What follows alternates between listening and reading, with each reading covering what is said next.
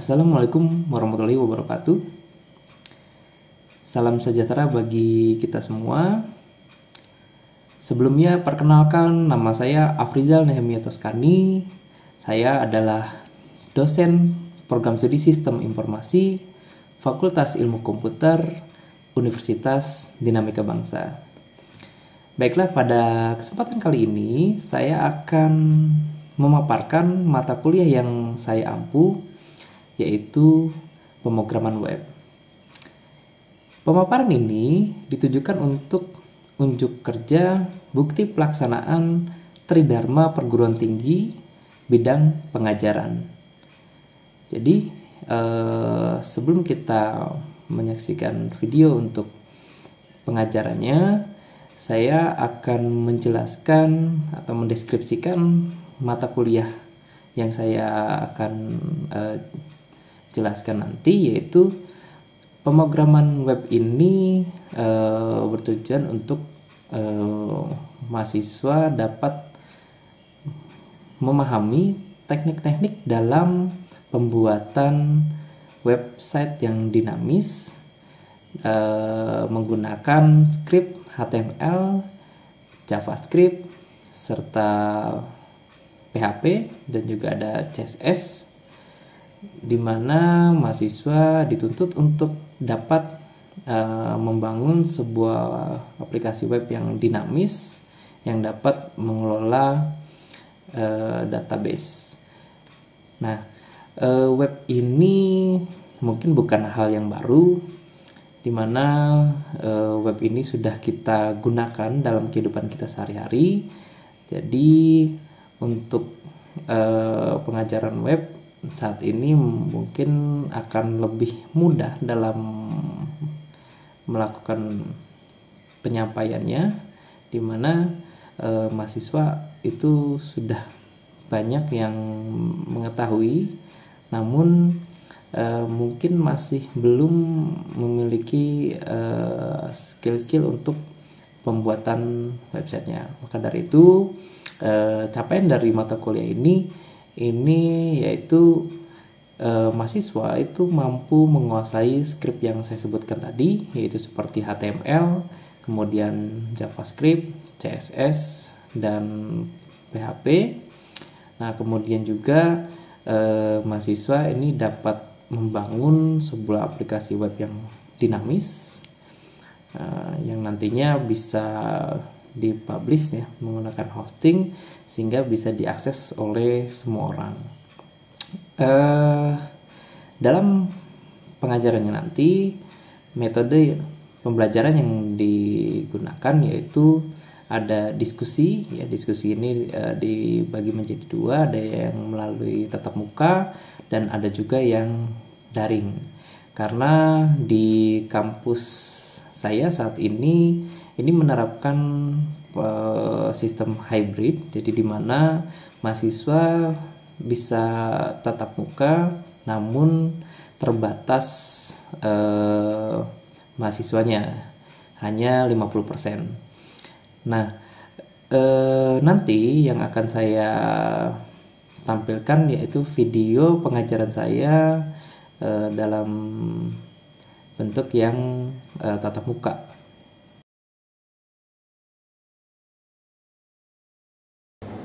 Oke, baiklah, kita mulai tutorial kali ini. Assalamualaikum warahmatullahi wabarakatuh.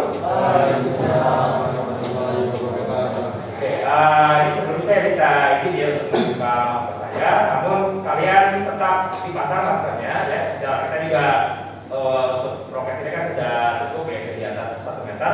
Jadi pada saat nanti praktikum baru saya gunakan lagi masker saya. Oke, supaya suaranya saya lebih keluar juga ya, supaya lebih jelas. Oke, kita mulai perkuliahan kali ini. Jadi perkuliahan kali ini akan membahas mengenai MVCR ya. Kalau misalnya kemarin kalian sudah lihat videonya di LMS kita, ada yang sudah menonton videonya? Sudah ya? Sudah. Oke, jadi mungkin kalian sudah melihat ya bagaimana konsep dari Laravel ini. Sebelumnya kita sudah melakukan prakteknya ya. Nah, sebenarnya praktek itu ya, kalian sudah menjalankan atau kalian sudah mengetahui bagaimana konsep dari MVCR tersebut. Oke, MVCR ini singkatan dari model ya, MV dari model, kemudian view ya, kemudian controller, kemudian router ya. Model ini biasanya digunakan untuk komunikasi antara aplikasi yang kita bangun dengan basis datanya ya. Model ini digunakan untuk komunikasi antara basis data dengan aplikasi web yang kita bangun. Kemudian ya, untuk view-nya ya, kalian mungkin sudah pernah lihat yang ada di dalam folder view, yang ada di resource ya. Itu kan ekstensinya, masih ingat apa ekstensi yang digunakan di dalam view? Biasanya kalau kita buat welcome.let.php ya kan. Nah, ya silakan tambah jauh. Oke, silakan. Oke, kita nggak ada tempat ya.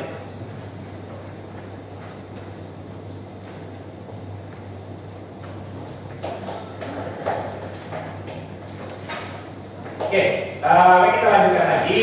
Jadi untuk view ini mungkin kalian sudah melihatnya ya. Pada saat kita membuat program, misalnya kemarin menampilkan tulisan berjalan, ya kan? Nah, kalian kan membuat satu file, misalnya pertemuan satu geblek.php. Nah, itu adalah view-nya, ya kan?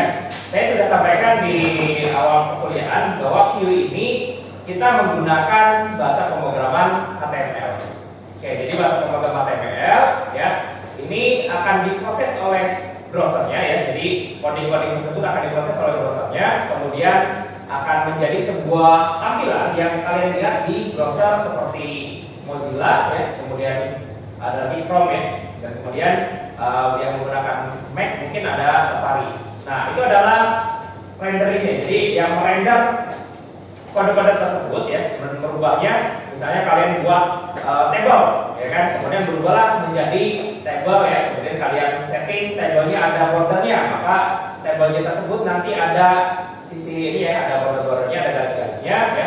Mau kalian tebalkan garis-garisnya, nah itu bisa kalian setting ya dengan menambahkan atribut-atribut pada tag tabelnya, atau menambahkan gambar ya. Kalau misalnya kalian mengikuti praktiknya di dalam video saya, itu kalian bisa menambahkan gambar ya, gambar yang background, kemudian juga gambar untuk yang gambar kecil.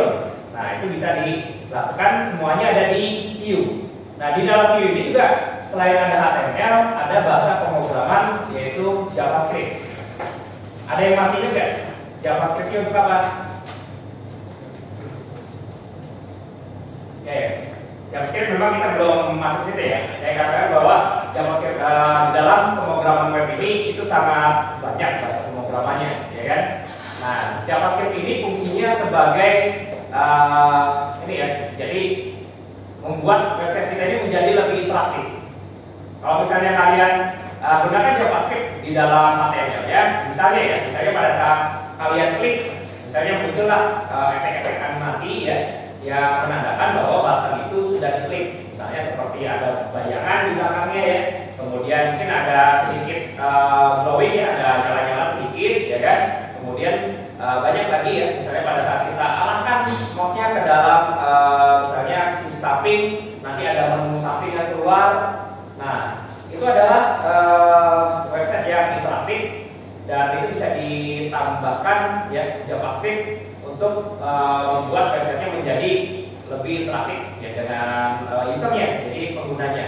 Nah, website yang interaktif ini ya kan sekarang sudah mulai dikembangkan, dan ada framework yang bisa kalian gunakan untuk membuat websitenya lebih interaktif ya, tidak menggunakan JavaScript, tapi framework tersebut bisa memudahkan dan mempercepat kalian dalam membuat program, yaitu jQuery. Kalau misalnya kalian pernah dengar ya, ada lagi namanya jQuery. Jadi kalau JavaScript ini masih yang native ya, masih yang awal.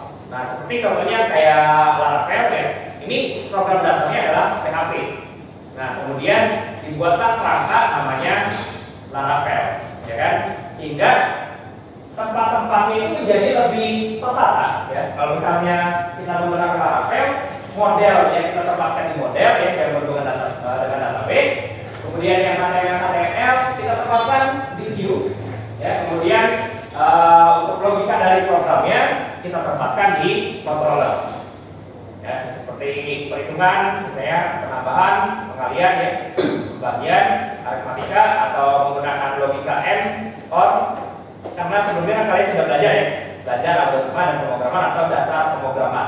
Tapi kalian sudah mendapatkan bagaimana melakukan fungsi aritmatika dan bagaimana menggunakan fungsi logika. Oke, kemudian yang satu lagi, yang router. Router ini fungsinya untuk mengarahkan. Ya, pada saat kalian mengakses seperti localhost /2 8000 1, ya kan? Nah, itu adalah URL, ya, itu adalah URL. Kemudian pada saat kita cek di dalam kemarin nama itu masih ingat ya? Nama tempat routernya? Kalian namanya apa?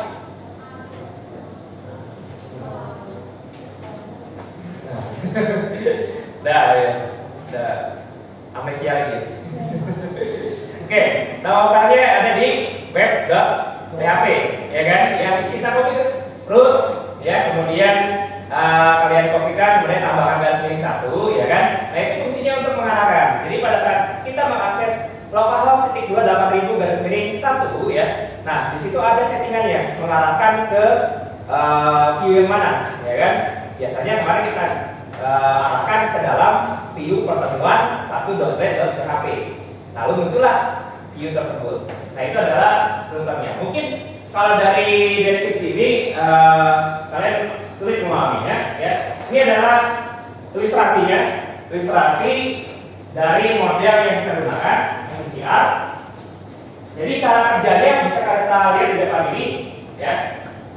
Ini adalah browser kalian, ya. Kalian pada saat mengakses URL, ya kan. Kemudian kalian buka Chrome atau Firefox, ya. Atau di handphone juga sebenarnya sekarang sudah ada browser-browser. Kemudian user merequest. Misalnya di sini kita akses, ya kan, siakat.unama.ac.id. Ya, pada saat kalian membutuhkan KRS ya atau KS kalian atau mau mata kuliah, kalian akseslah siakat Unama. Nah, di sini ya kan dicek siakat Unama. Ini sebenarnya nggak langsung ke routing yang di dalam lokal kita, tapi masih routingnya yang ada di global, ya kan? Ada namanya DNS. Jadi kita kan menggunakan internet itu seluruh dunia bisa terhubung, ya kan? Nah, pada saat kita mencari siakat.unama, maka akan dicari di DNS servernya, ya kan? Menerjemahkan siakat itu ke IP address yang mana? Lalu dicarilah IP address-nya, ya kan? Tahu IP address? Tahu ya? Jadi ya, setiap device atau setiap perangkat yang kalian gunakan itu punya alamat, ya kan? IP address itu kan angka, ya. Makanya kita perlu domain untuk memudahkan kita dalam mengingat nama dari websitenya. Kalau misalnya kita gunakan angka, misalnya contoh 192.168 ya .1.103 untuk mengakses siakat. Gimana? Ribet kan? Ya kan? Makanya ada DNS server ya yang menerjemahkan dari domain tersebut menjadi sebuah IP address. IP address-nya itu IP address yang global ya. Karena ada IP address yang lokal. Nah, pada saat dicek, oh di sini ya, misalnya sudah masuklah ke IP address yang kita. Lalu di dalam server ya, di dalam server kita, ini akan dicari. Yang diakses adalah halaman utama. Oke, yang diakses halaman utama, lalu dicarikan. Maka di sini di routingnya misalnya halaman utama menampilkan halaman login. Misal ya, misalnya menampilkan halaman login. Maka dicarilah di controllernya di sini. Halaman login berada di video yang mana, ya kan? Dicek. Dan apa saja yang perlu ditampilkan. Misalnya di halaman login, di controller dicek, ya kan? Oh, di halaman login ada informasi mengenai akademik. Tampilkan juga informasi mengenai akademik. Kemudian di halaman login ini ada reset password. Tampilkan link untuk reset password. Nah, di sini semua diatur. Lalu kita kirimkanlah ya video yang login tadi. Jadi kita kirim geologinya, ya kan?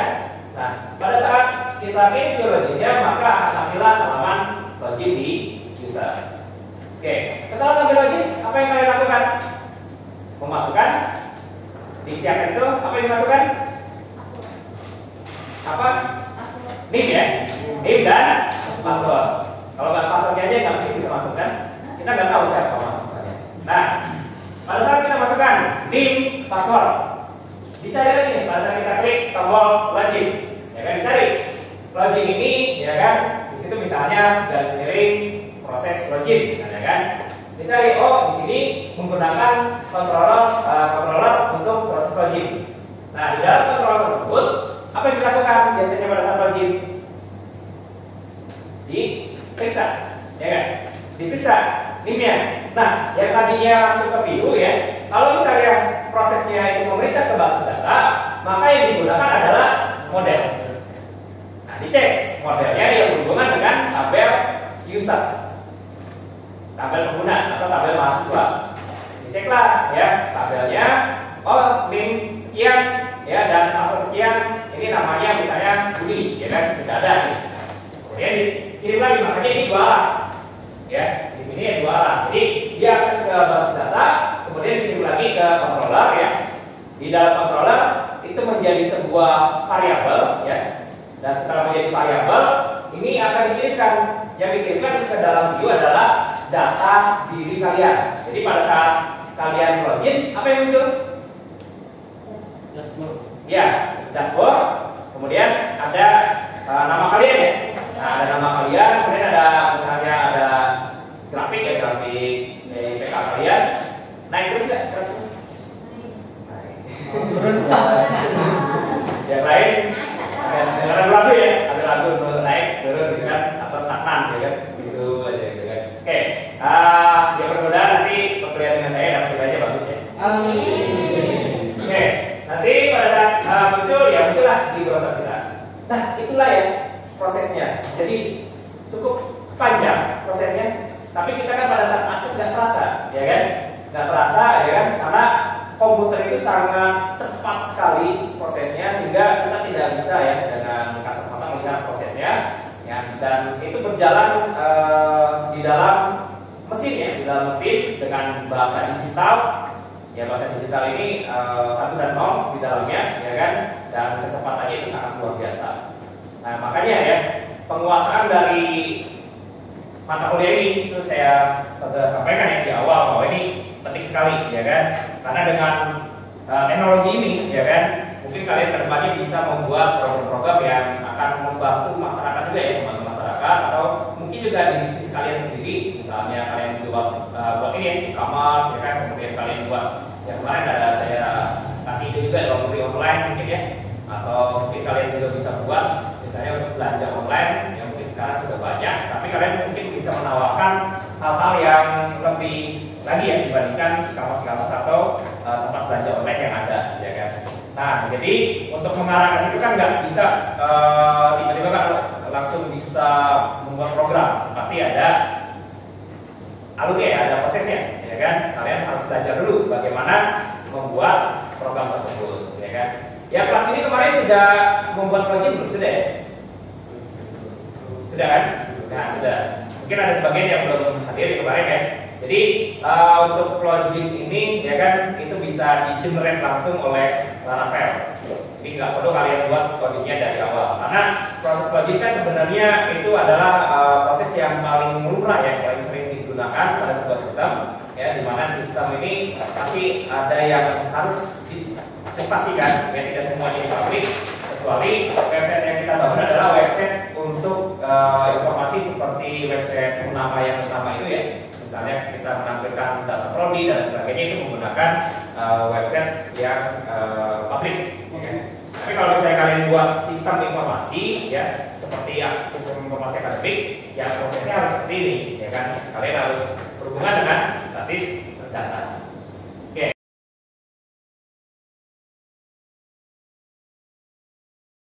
Kemudian di sini yang kita ambil adalah data user tadi ya.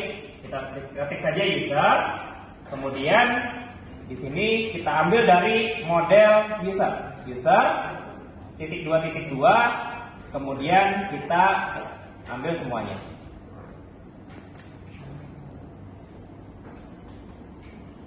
Nah, di sini usernya masih ini ya, belum dipanggil.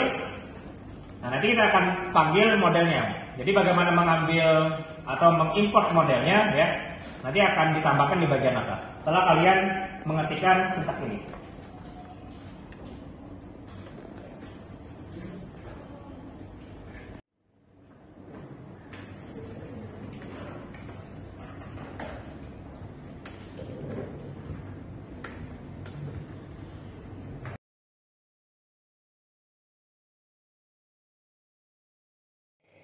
Jadi dari materi tadi, apakah ada yang ditanyakan? Any question?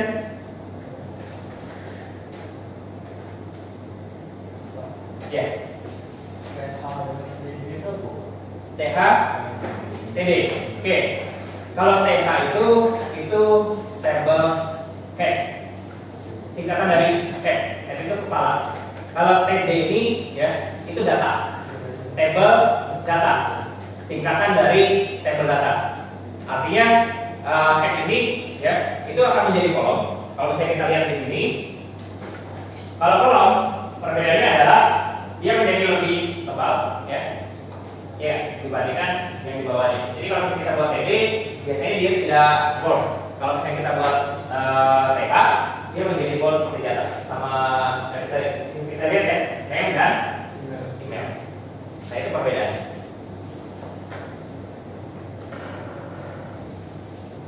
Oke, bagus ya pertanyaannya. Yang lain gimana? Gak apa-apa, ini kan pertanyaan, ya kan? Giliran kalian menanyakan, jangan sampai saya yang menanyakan. Iya.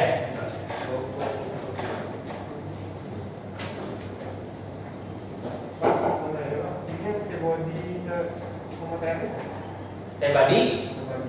Ya, T-body dengan event. Oke, jadi ada dua ya. Kalau TR itu table row, ya kan? Table row itu artinya apa? Baris, ya. Nah, event itu menampung baris yang bagian kepala, ya kan? Kalau misalnya T-body, ya, menampung baris bagian data. Nah, kebutuhannya adalah itu kenapa dibagi menjadi seperti itu? Ini kita lihat ya, dibagi tadi. Ini ada T-body dengan T-head. Jadi kalau misalnya kita menggunakan seperti ini, ya kan, ada namanya jQuery data table. Nanti kedepannya ada namanya jQuery data table. Nah, dengan penggunaan seperti ini, kita bisa memisahkan mana data, mana kolom. Kita kasih tahu, ya kan? Jadi fungsinya untuk memberitahu bahwa ini adalah kolom, ini adalah data. Nah, dengan data table, ya, ini nanti tabelnya bisa berubah menjadi ada pencariannya dan ada pagination-nya secara otomatis. Jadi dengan adanya tag tersebut yang tadi buat tadi, kedepannya bisa kita terapkan jQuery namanya data table, ya. Nah, bisa kita contohkan, saya buka saja di internet ya, data table bootstrap atau nah ini ya, ini example. Jadi contoh dari data table. Kita lihat. Nah, kalau misalnya kita terapkan T-body dengan yang itu, ya, pada saat saya masukkan data table pluginnya, dia akan berubah menjadi seperti ini, otomatis.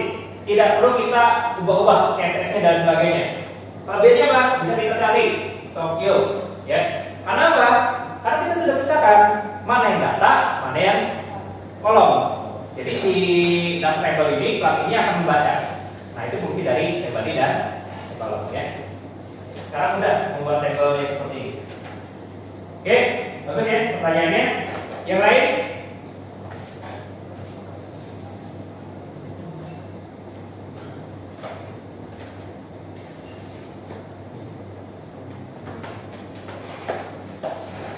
Yang lain gimana? Gak apa-apa. Seputar web ya, gak harus sesuai dengan materi saya, gak apa-apa. Seputar website, mungkin ada yang kalian ingin tanyakan ya. Aku mau buat website cryptocurrency, atau mau buat website Jangan website judi aja. Iya, website jangan website yang yang melanggar undang-undang ya. Pak Buyo. Iya. Kan di dalam program kita kan tadi ada bikin X3 ya, Pak. Ada bikin X3 kan iya. nah Itu tuh maksudnya apa tadi? X3 kelihatan ya. Ini Iya. yang bagaimana nih? Yang H3 ya, H3 ini. Iya. H3 ini kan tag HTML. Tag HTML dan singkatan dari heading. Jadi judul ini ya kan biasanya akan menjadi tulisan yang besar ya, tulisannya besar. Kalau di koran-koran itu kan ada headingnya ya kan, atau kalau di bab ya atau subbab itu kan heading biasanya lebih besar. Jadi heading ini ada tingkatannya. Jadi ada heading 1, heading 2, heading 3 dan seterusnya sampai 6 kalau nggak salah ya. Nah, heading 1 itu bukan menjadi lebih kecil, tapi kebalikannya. Karena kan itu adalah heading utama. Maka heading 1 itu harusnya ya tulisannya menjadi lebih besar. Kita boleh eksperimen di sini. Kita ganti menjadi A1. Oke, kita ganti. Ini tadi tulisannya sebesar ini ya. Kita refresh. Nah, dia menjadi lebih besar. Oke, biasanya ini digunakan ya jadi misalnya membuat bab, subbab, atau membuat kalau di koran itu ada judul utama ya, kemudian ada subjudul. Ya, jadi kita bisa menggunakan dari A1 sampai A6. Oke. Itu ya. Berarti 1 dan 3 itu untuk menentukan ukuran. Ukurannya. Ya, menentukan ukurannya. Makin kecil makin besar.